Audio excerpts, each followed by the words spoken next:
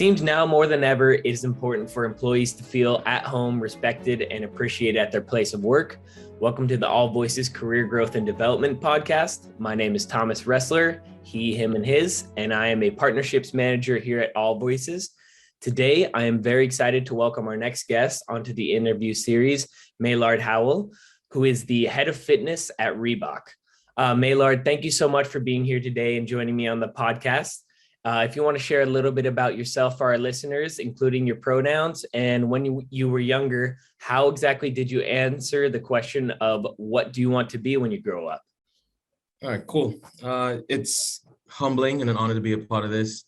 I think I prefaced at the beginning when we did the pre-interview stuff. Sometimes I can ramble, and then I can sometimes also just be very short-winded. So, feel free to either loop me back to the original question, and or be, if you want to tease a little more out from a very short answer I may have given, feel free to do either of the above. Of course. Maillard, I go by he, him. What did I want to be when I grew up? I think that I was very much into animals. I had a lot of pets, and I would have answered that question. I wanted to be a vet. And that kind of was the seed behind me going to get a pre-med degree, with the intent of going to veterinary school. Well, of course, that didn't work out.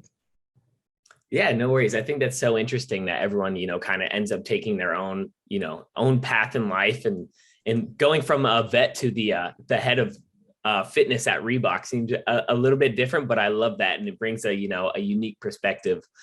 And then also, Maillard, what defines you?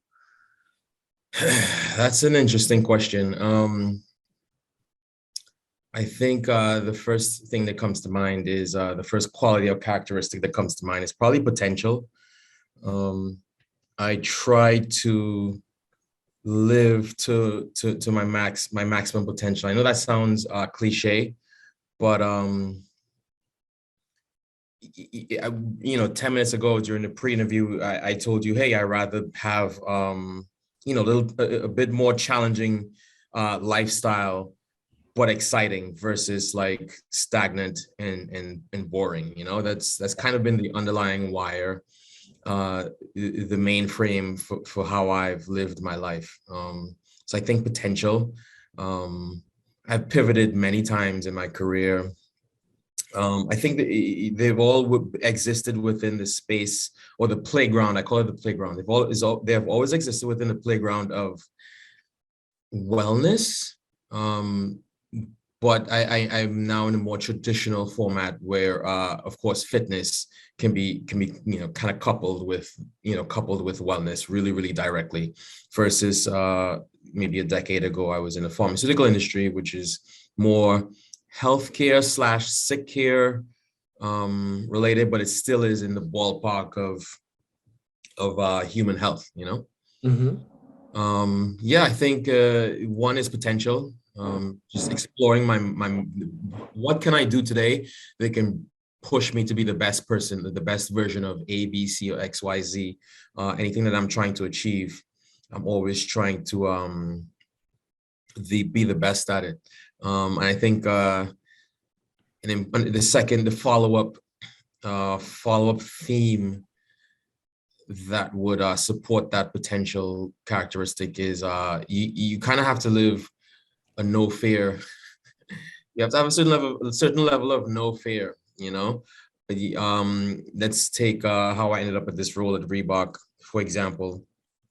I interviewed, got the gig, and had never been to Boston before. I hopped on I had to start on Monday, let's say Monday the 17th of June.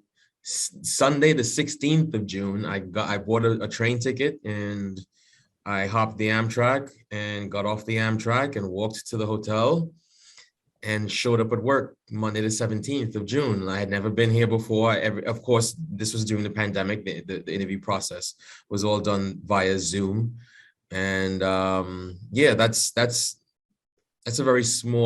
shadow of who I am. What are we doing? Where are we going? Sure, I'll do it. I think those two things, that ability to have no fear and exploring your maximum potential is what I think that those are the two things that define me. Yeah, that's awesome. I believe that's definitely a beautiful perspective to look at life with. I can definitely appreciate that. And I feel like I try to do something similar with my life at times as well, try to keep it interesting. And how do you think your personal journey up to this point has led you to working with Reebok?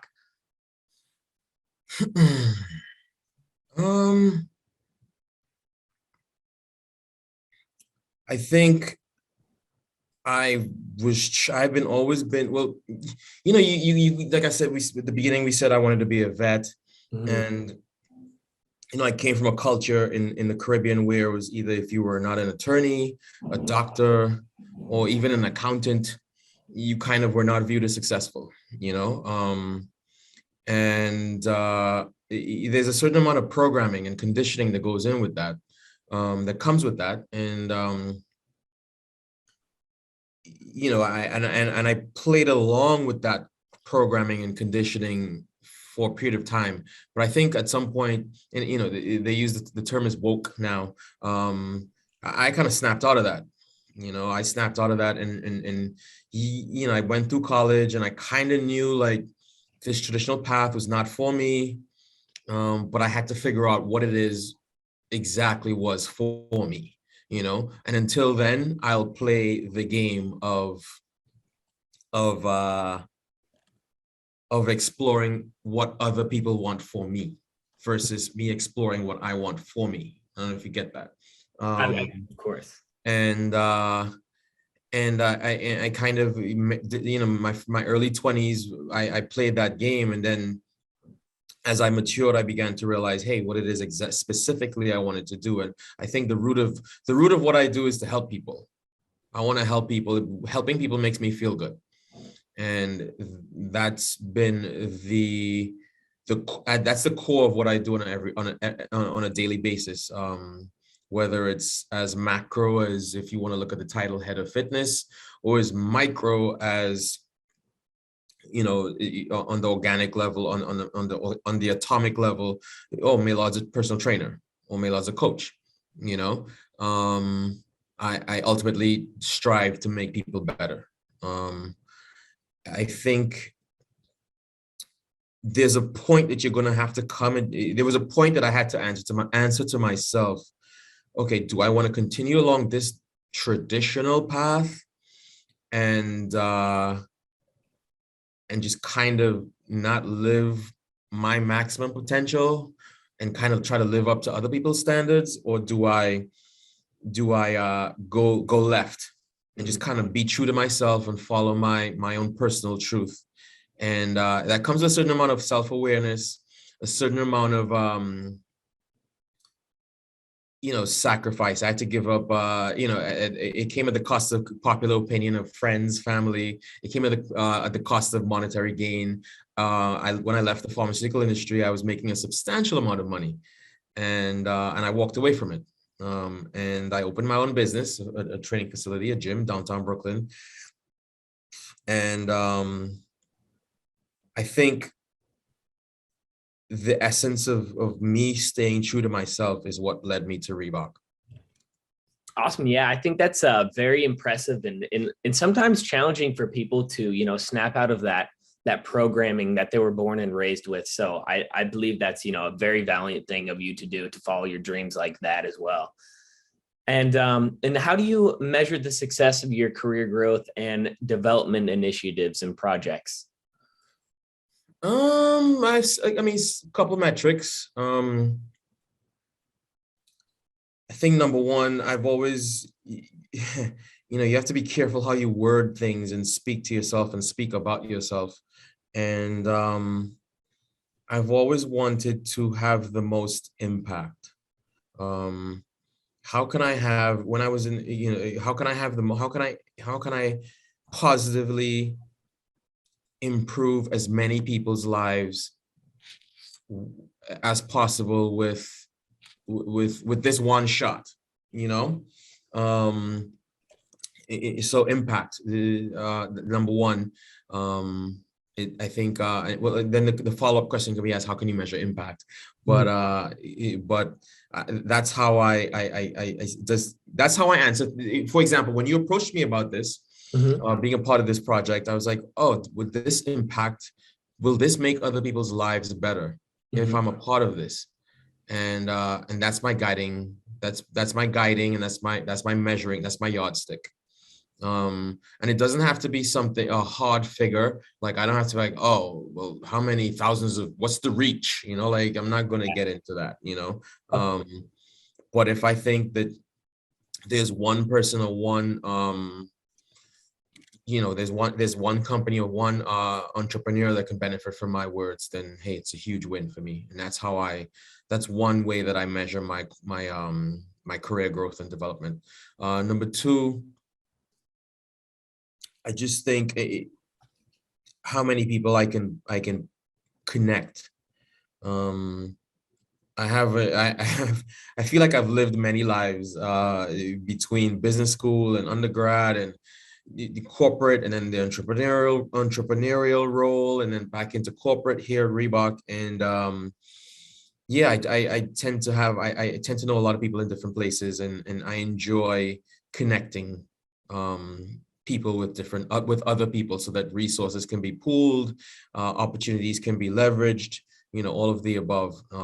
That's, you know, those are my two answers. You know, I think I don't know if the expected answer was like, yes, how much your salary is or whatever the case might be, but I think if you focus on those soft people skills, the money will come.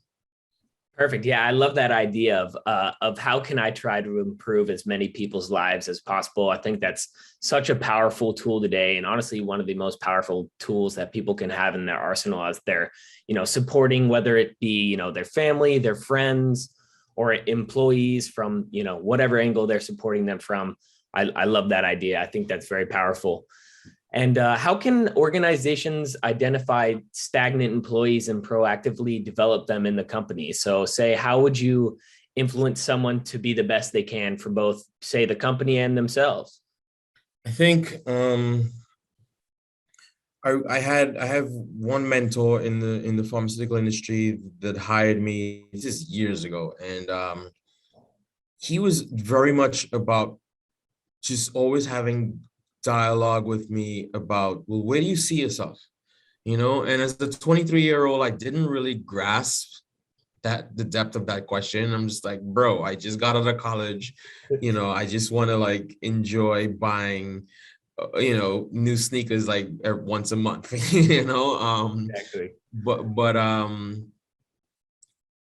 it's only in retrospect after several managers, several superiors being part of many teams, I'm realizing, oh, this guy really, there was something special about him. And I think it starts with open dialogue and being honest with your team, whether it's your superiors or your I don't want to use the word subordinates, but your team, that whoever's working with you, your peers, having those conversations, you know, and sometimes it comes at the cost of the team. You know, you might have an employee who's amazing at numbers, but he's in the legal department.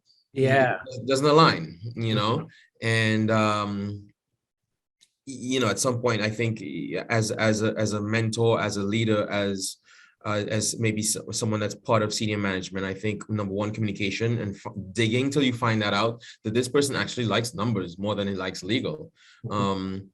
Then, you know what, let's try to get you over. Let's maybe try to get you exposure over on the analytics side. Maybe let's see if we can get you maybe once a week, you know, you head over to the analytics department and work with them. Or maybe we can figure out what projects that are co-led by legal and analytics, and then you can lead that, you can spearhead that, you know. But that comes from honestly wanting the best for people. And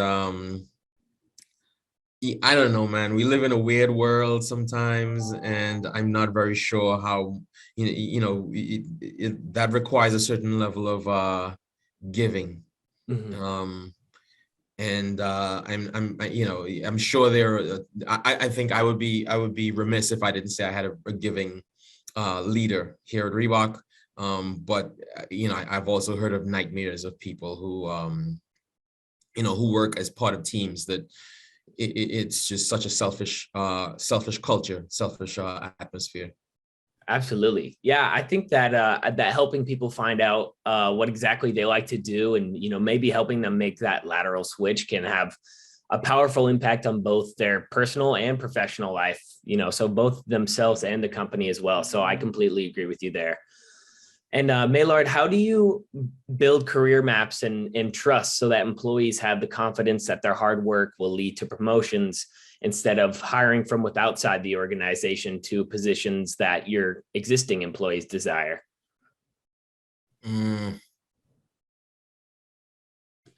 That's I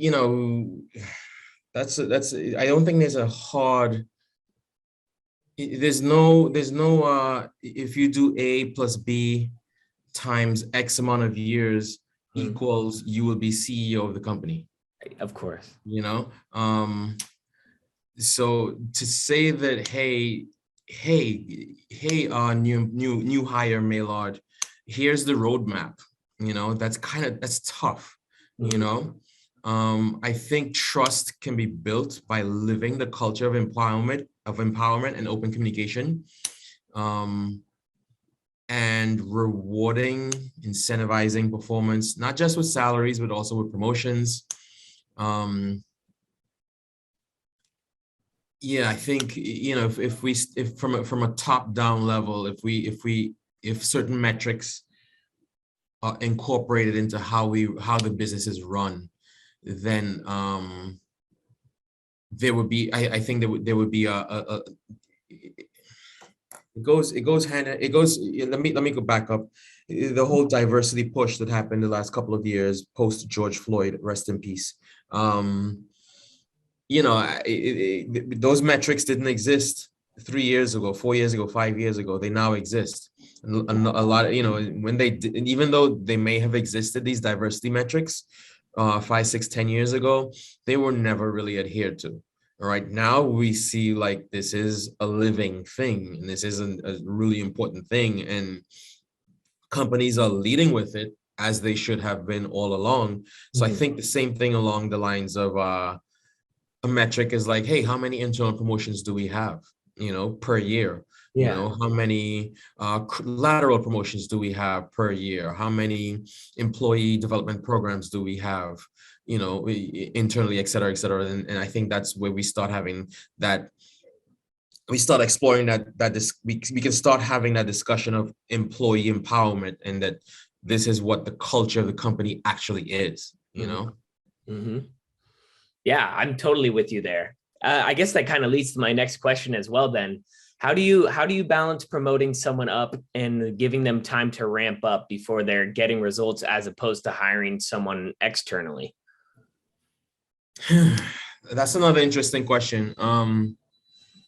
I think, hold on, let me just read my notes. These are Really?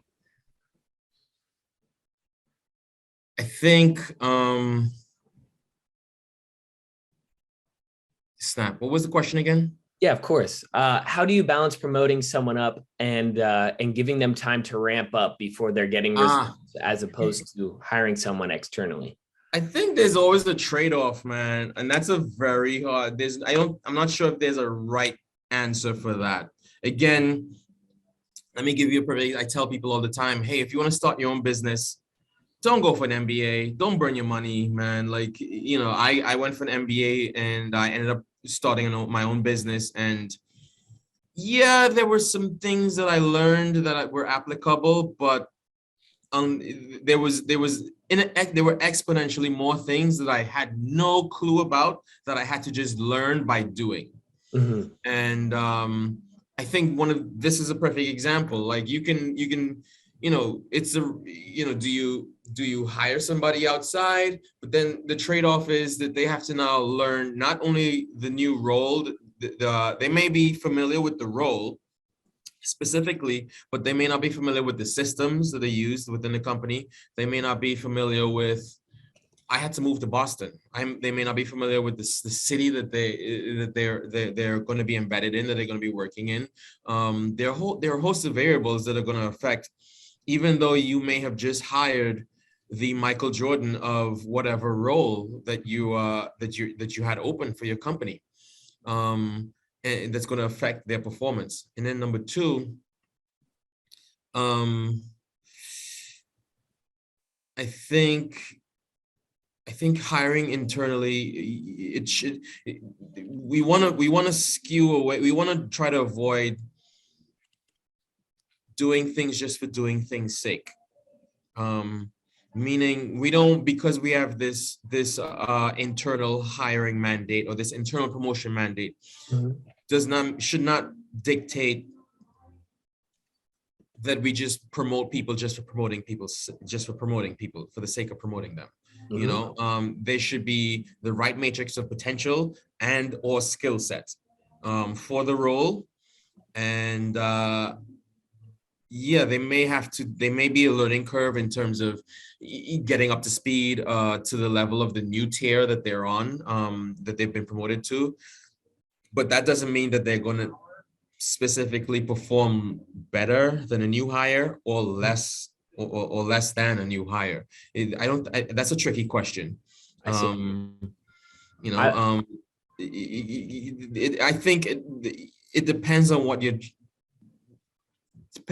trying to do as well. If you're trying to inject maybe new blood, new ideas into your company, into your team, maybe it would benefit if you hired externally and give them the time to learn the new matrix. Or maybe if you feel that the role requires someone that that knows the lay of the land internally, then maybe you would hire and promote from within. Yeah, I completely agree with you. I think that hiring someone, outside can be challenging because, you're not only ramping them up in just the role, but they don't know how the company structure works, or they're not familiar with everyone at the company. And sometimes it takes much more time for them to learn the role. But yes, I agree with you that sometimes it kind of is necessary to get those ideas flowing back into the company that weren't previously there, weren't going to be there previously. And what are some common mistakes that you see companies making in their career development and growth strategies? I think putting career development in the vehicle of So we spoke on open dialogue and open communication between, within a team, whether it's a superior and an employee. I think what tends to happen is those conversations are looped into things like compensation and performance evaluations, and then it's kind of how open can a conversation be if if your raise is based on it, or if your promotion is based on it. And I think then there should be two different things. Career development should be housed totally separate from compensation and employee evaluations. And I think that they tend to be just put in the same bucket. I agree. Yeah, I think that's some very powerful insight. Totally. I can't agree more with you.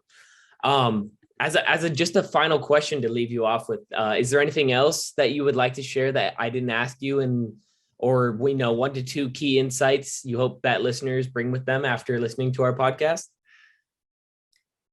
I think leading by giving.